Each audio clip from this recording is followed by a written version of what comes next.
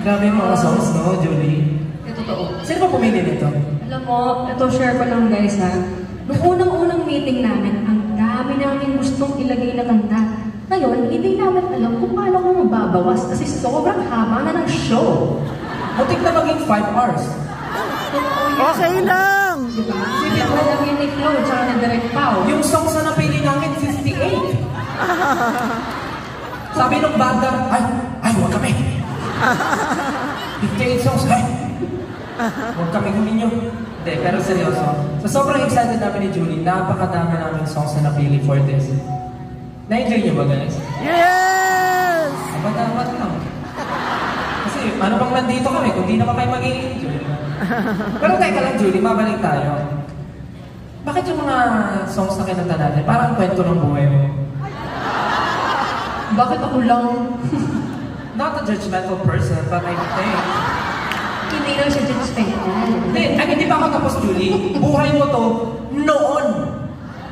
Noon. Kasi ngayon, fully healed ka na, tama ba? Saan nga ulit yun? Saan ka nag-heal? Saan? Sikihor.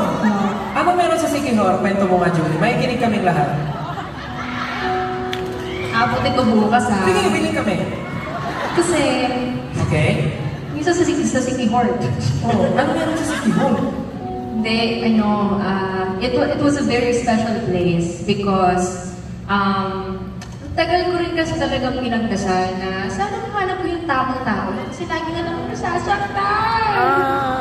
Pero yung tamang tao na yun, doon ko siya mas nakilala na gusto. Doon sa Sikihor. Kaya ako gusto niyo po ng tamang tao, pumunta po kayo sa Sikihor. Oo. Hindi kasi, hindi totoo naman talaga. Actually, there's something magical really about the place. Wow. So, kung mo pumunta doon? Hindi, uwi na ako dito. Magical na to. So, ibig sabihin, dumating doon yung someday mo. Na ngayon ay right now mo na. Oo. Na yung right now mo, nasa backstage na.